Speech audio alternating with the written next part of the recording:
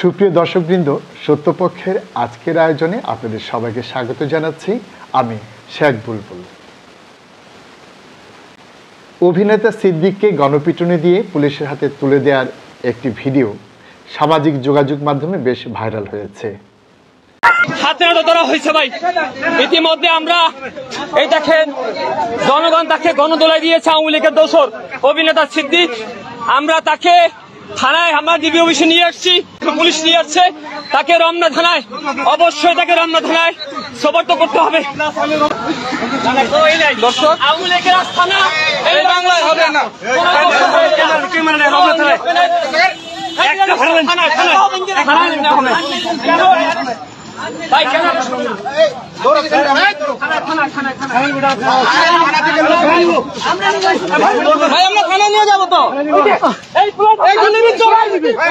এই গণপিটুনির ঘটনাটি ঘটিয়েছে জাতীয়তাবাদী ছাত্রদল। তাদের অভিযোগ, এই সিদ্দিক বিগত সরকারের সময়ে তাদের নেতা তারেক রহমান সম্পর্কে অনেক আপত্তিকর কথা বলেছেন। কী ধরনের আপত্তিকর কথা বলেছেন আসুন সেটা আমরা একটু দেখে নিই। মাননীয় প্রধানমন্ত্রী যখন একের পর এক উন্নয়ন করা শুরু করলো, এই দেশের কিছু মানুষ তাদের নাম বলতে চাই না, তাদের নাম বললেও আমার ঘৃণা হয়। আগে ধরলে ছাড়ে, কিন্তু মাননীয় প্রধানমন্ত্রী শেখ হাসিনা ধরলে কিন্তু ছাড়ে না। জাতির পিতা বঙ্গবন্ধুর ছবিকে অবমাননা করছে এবং সেখানে ভাঙচুর করছে এবং দূতাবাসের কর্মচারীদেরকে তারা ভাঙচুর করছে। সেইটার আজকে প্রতিবাদ আমরা চাই যে লন্ডন স্থল বাংলাদেশের দূতাবাসের যে ভাঙচুর এবং বঙ্গবন্ধুর ছবি ভাঙচুর করেছে, আমরা তার প্রতিবাদে আজকের এই মিটিং। আজকে এই মিটিংকে আমরা বলতে চাই, খুনি তারেক জিয়া যেন ফাঁসি হয়, ফাঁসি ওখানে না আমাদের দেশে হবে, কারণ তারেক জিয়া এমনিতে খুন করে গিয়ে ওখানে পালায় আছে। সুপ্রিয় দর্শক, এখানে যে ধরনের কথা বলা হয়েছে, এই ধরনের কথা যে এখনো বলা হচ্ছে না তা কিন্তু নয়। আমরা জানি আমাদের যে রাজনৈতিক কালচার, তাতে কেউ যদি কোনো দলের পক্ষাবলম্বন করে তাহলে প্রতিপক্ষকে ঘায়েল করে নিজ দলের নেতৃত্বের কাছে নিজেকে বিশেষভাবে উপস্থাপন করার জন্য তারা এ ধরনের কথা হরহামেশাই বলে থাকেন। সিদ্দিকীকে ছাত্রদল যে কারণে গণপিটুনি দিয়েছে, তার অন্যতম দাবি হচ্ছে সিদ্দিকী এখনও কেন জেলের বাইরে থাকবে, কেন সিদ্দিকী গ্রেফতার হবে না। এখন কথা হচ্ছে, কে গ্রেফতার হবে বা গ্রেফতার হবে না, কে জেলের বাইরে থাকবে কে থাকবে না, এটি তো ছাত্রদলের দেখার কথা নয়। এটি তো দেখবে বিচার বিভাগ, এটি দেখবে দেশের আইনশৃঙ্খলা বাহিনী। ছাত্রদলের যদি সুনির্দিষ্ট কোনো অভিযোগ থাকে, কিংবা তারা যদি মনে করে সিদ্দিকী বাংলাদেশ ফৌজদারি কার্যবিধির এই ধারা লঙ্ঘন করেছে, তাহলে সেই জন্য তারা মামলা করতে পারে। সেই মামলা তারা যেমন থানায় করতে পারে, তেমনি আদালতে করতে পারে। তারপর পুলিশে যাচাই বাছাই করে যদি দেখে সেটি আমলযোগ্য অপরাধ, তাহলে তারা সিদ্দিকীকে গ্রেফতার করবে। কিন্তু কোনো ধরনের অভিযোগ না করে এভাবে ছাত্রদলের যে দাবি, সেটা অনেকটা মামার বাড়ি আবদারের মধ্যে শোনা যাচ্ছে। দেশের আইনশৃঙ্খলা পরিস্থিতি অবনতি করার জন্য ছাত্রদল যদি এভাবে একের পর এক মামার বাড়ি আবদার করে যেতেই থাকে, তাহলে দেশের জননিরাপত্তা অবশ্যই বিঘ্নিত হবে, জনশৃঙ্খলা বিঘ্নিত হবে।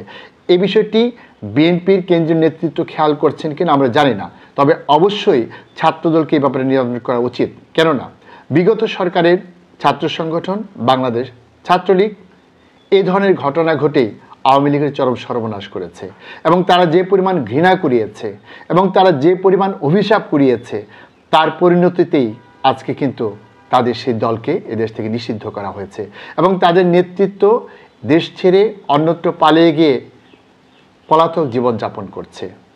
আমরা চাই না সেই ধরনের ঘটনার আবার পুনরাবৃত্তি ঘটুক। ছাত্রদল যদি মনে করে, কিংবা বিএনপি যদি মনে করে, অথবা অন্য কোনো রাজনৈতিক দল যদি মনে করে আওয়ামী লীগ সরকারের সময় এই সিদ্দিকীর মতো যারা তাদের গুণ কীর্তন করেছেন, দলীয় মনোনয়ন পাবার প্রত্যাশায় অতিরঞ্জিত করে বিরোধী পক্ষের নেতা নেত্রীদের বিরুদ্ধে কুৎসা রটিয়েছেন, কিংবা তাদের সম্মানহানি করেছেন, অথবা তাদের প্রতি মিথ্যা অভিযোগ আরোপ করেছেন, তাহলে সংশ্লিষ্ট দলের উচিত তাদের বিরুদ্ধে মানহানির মামলা করা।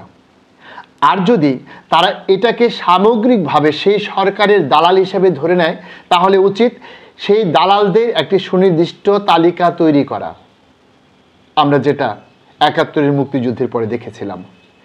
সেই তালিকা তৈরি করে তারা সেই অনুযায়ী আইন প্রণয়ন করে বিচার করুক, অথবা ৭১ পরবর্তী সময়ে স্বাধীনতার বিপক্ষে যারা অস্ত্র ধরেছিল সেই রাজাকারদের যেভাবে কান কেটে দিয়ে প্রতীকী শাস্তি দেওয়া হয়েছিল, তারা এভাবে যারা এই ধরনের কুৎসা রটিয়েছে তাদের বিরুদ্ধে অন্যায়ভাবে তাদেরকে হেয় প্রতিপন্ন করেছে, প্রয়োজনে তাদের ঠোঁট কেটে দিক। যদিও কান কাটা এবং ঠোঁট কাটা এগুলো চরম অসভ্যতা এবং বর্বরতা। একটি সভ্য সমাজ কখনোই এটাকে সমর্থন করতে পারে না। তারপরও তারা যদি মনে করে এই ধরনের কোনো প্রতীকী শাস্তি তারা দিতে পারে এবং সেটা সুনির্দিষ্ট তালিকা প্রণয়ন করে যাকে তাকে যেখানে সেখানে এভাবে ধরে গণপিটুনি দেওয়া কোনোভাবেই এই পরিবর্তিত বাংলাদেশে কাম্য হতে পারে না। যদি তারা মনে করেন সিদ্দিকী কোনো অপরাধ করেছেন, তাহলে তারা সে অনুযায়ী আইনের আশ্রয় নিতে পারেন, এভাবে গণপিটুনি দিতে পারেন না। এই ধরনের গণপিটুনি তারা হয়তো এমন কাউকে দিচ্ছেন যে সত্যিকার অর্থে কিছু না কিছু দোষ করেছিল, কিন্তু এই গণপিটুনির সুযোগ নিয়ে যদি নির্দোষ কাউকে কেউ ফাঁসিয়ে দেয় কিংবা তাকে পিটিয়ে হত্যা করে, তাহলে সেই দায়ভার কে গ্রহণ করবে?